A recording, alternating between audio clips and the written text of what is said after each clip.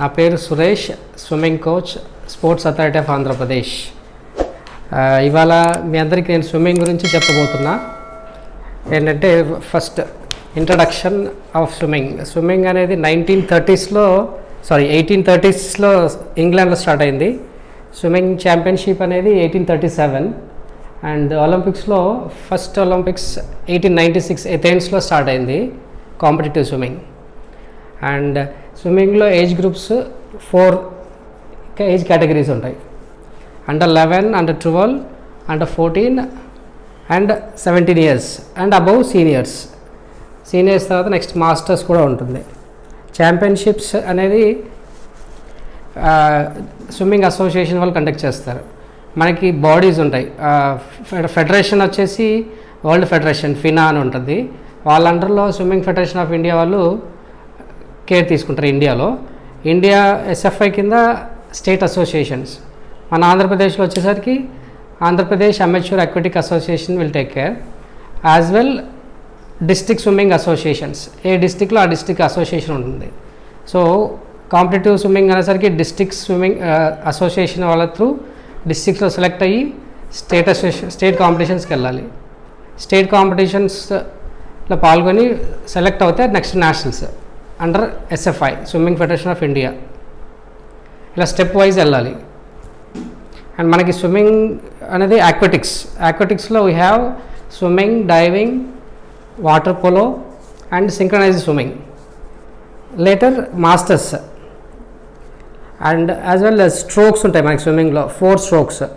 స్విమ్మింగ్లో 4 strokes అంటే first freestyle, then backstroke, breaststroke and butterfly. ఈ 4 strokesలో ఒక్కొక్కరు experts వాళ్ళకి ఏజ్ కేటగిరీ ప్లస్ వాళ్ళకి ఏది సూట్ అవుతుందని coaches will suggest according to their age and their body structure. టోటల్గా స్విమ్మింగ్లో ఎన్ని మెడల్స్ ఉన్నాయి? 36 గ్రూప్స్ ఉన్నాయి. గ్రూప్స్ కాదు, ఈవెంట్స్ 36 ఈవెంట్స్ అంటే 36 into 3 medals. ఓకే. అంటే హైయెస్ట్ గా మెడల్స్ ఉన్నాయి. అథ్లెటిక్స్ తర్వాత హైయెస్ట్ మెడల్స్ ఉండేది స్విమ్మింగ్ ఈవెంట్.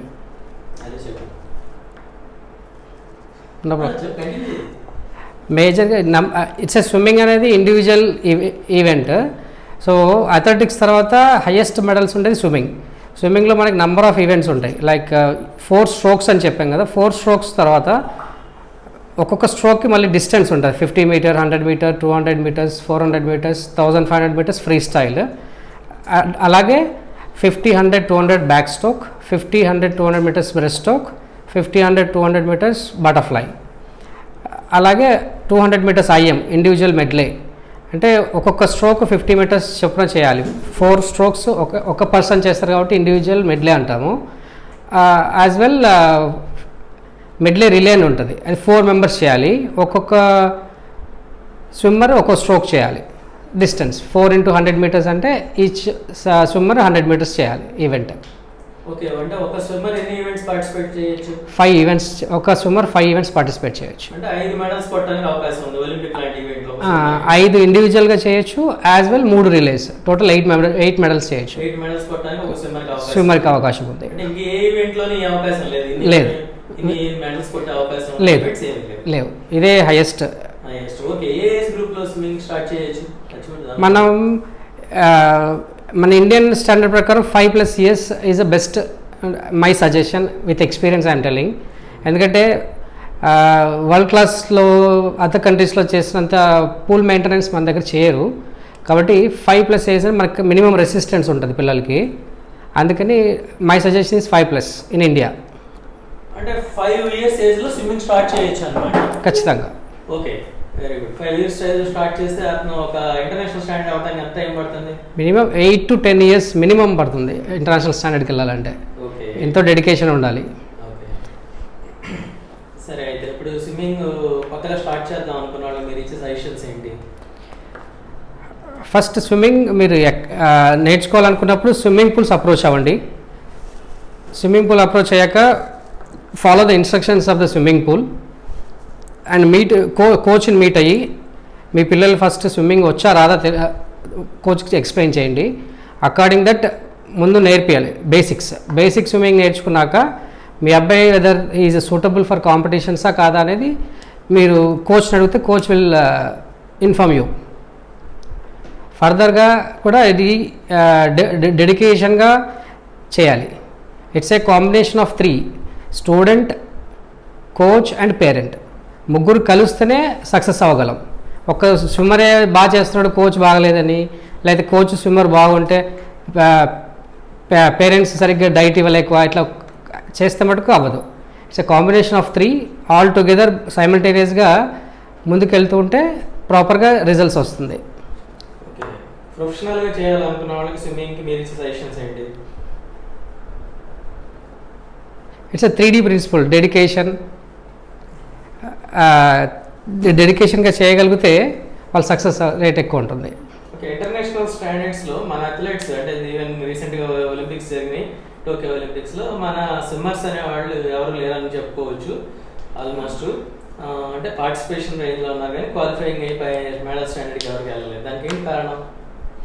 ఇదివరకు మనకి ఇన్ఫ్రాస్ట్రక్చర్ అంత డెవలప్మెంట్గా లేదు. ప్లస్ ఇప్పుడు ఇండియాలో లాస్ట్ 10 years నుంచి చూసుకుంటే వాస్ట్ ఇన్ఫ్రాస్ట్రక్చర్ డెవలప్ అవుతుంది స్విమ్మింగ్. యాజ్ వెల్ కోచెస్ కూడా ఇంటర్నేషనల్ కోచెస్ రావడము, సెమినార్స్ జరగడము, ఈవెన్ ఇంక్లూడింగ్ మేము కొన్ని కోర్సెస్ అటెండ్ అవుతున్నాం.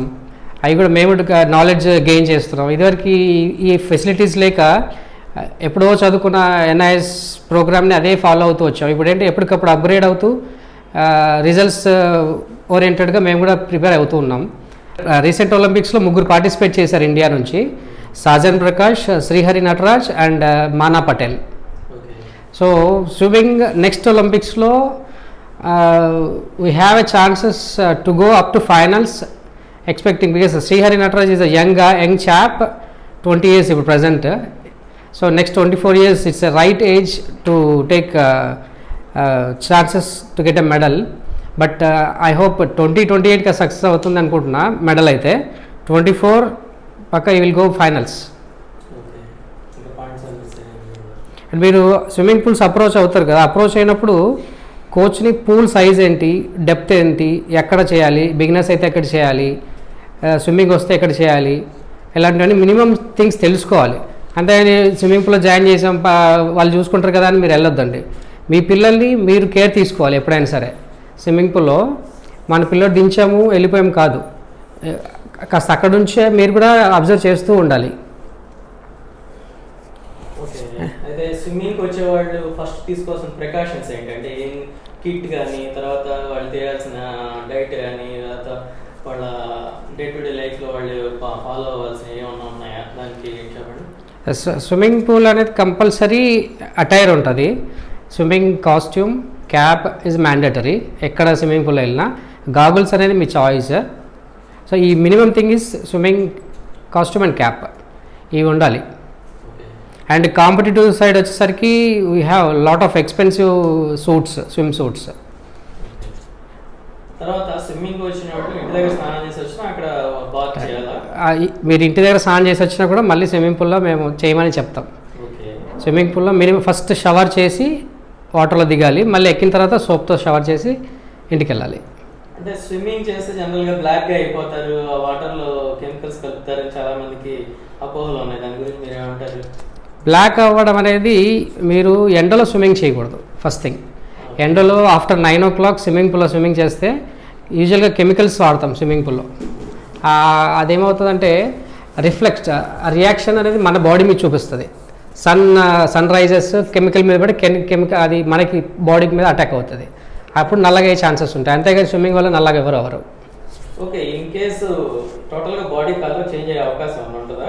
లేదు, అలాంటిది మీరు ఇంతకుముందు తెల్లగా ఉండేవాడు నల్లగా అయ్యారా? లేదు, అట్లా ఏం లేదు. సరే ఓకే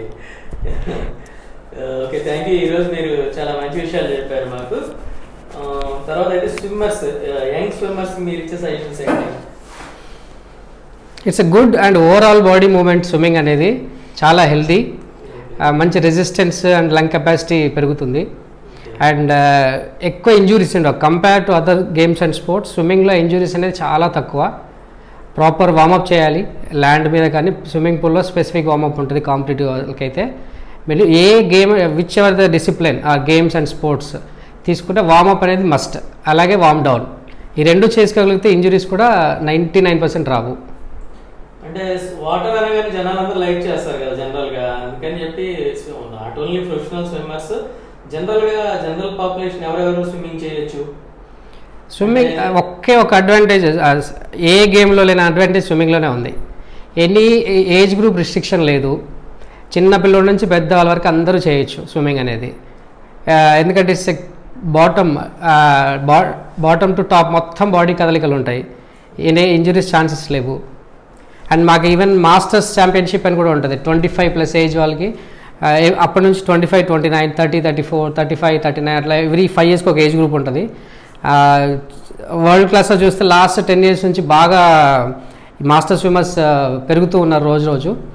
వాళ్ళు కూడా అంటే ఇదివరకు ఒకప్పుడు ఎక్స్ స్విమ్మర్స్, ఇప్పుడు మళ్ళీ వాళ్ళు కూడా వాళ్ళ పిల్లల్ని స్విమ్మింగ్ పూల్స్ తీసుకెళ్ళడం, యాజ్ వెల్ సైమల్టేనియస్గా వాళ్ళు ఖాళీకి కూర్చోకుండా వాళ్ళు స్విమ్మింగ్ చేయడం, కాంపిటీషన్స్కి వెళ్ళడం, రెండు విధాలుగా యూజ్ అవుతుంది. వాళ్ళు హెల్తీ లైఫ్ కూడా క్రియేట్ అవుతుంది.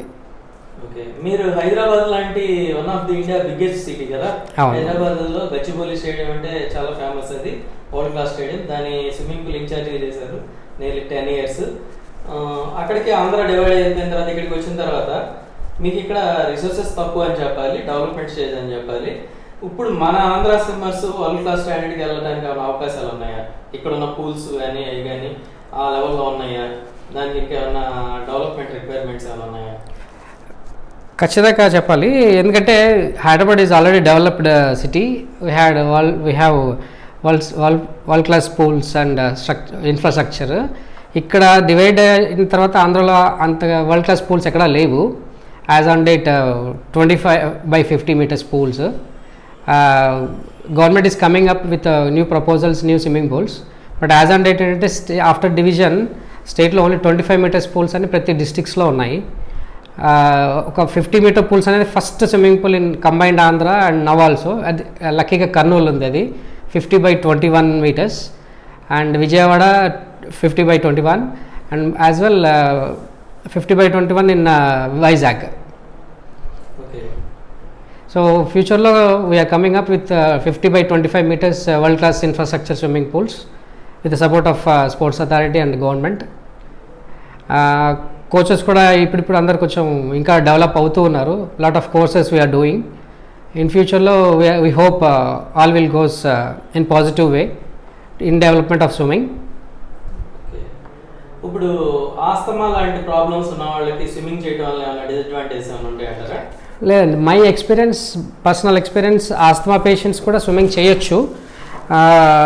ఎందుకంటే వాళ్ళని ఆస్తమా వాళ్ళని నేనైతే లైక్ నవంబర్, డిసెంబర్, జనవరిలో స్విమ్మింగ్ స్టార్ట్ చేయొద్దు అని చెప్తాను. యూజువల్గా వాళ్ళు ఏంటంటే లైక్ సమ్మర్లో మార్చ్, ఏప్రిల్, మే అట్లా స్టార్ట్ చేసి అలా కంటిన్యూ చేస్తూ ఉంటే డౌన్ ద లైన్ వాళ్ళకి కంట్రోల్లో ఉంటుంది, పెరగదే ఛాన్స్ అయితే లేదు. అదే వింటర్లో స్టార్ట్ చేస్తే ఇంకా కొంచెం ఎక్కువ అవుతుంది, బికాజ్ రెసిస్టెన్స్ ఉండదు కాబట్టి. అప్పుడు ఆల్రెడీ బయట చల్లగా ఉంటుంది, ప్రాబ్లమ్స్ అవుతాయి. అలాగే సమ్మర్లో స్టార్ట్ చేసి మీరు డౌన్ ద లైన్ చేస్తూ ఉంటే ఆటోమేటిక్గా రెసిస్టెన్స్ పెరిగి స్ట్రాంగ్ అవుతుంది. Thank you. థ్యాంక్ యూ అండి.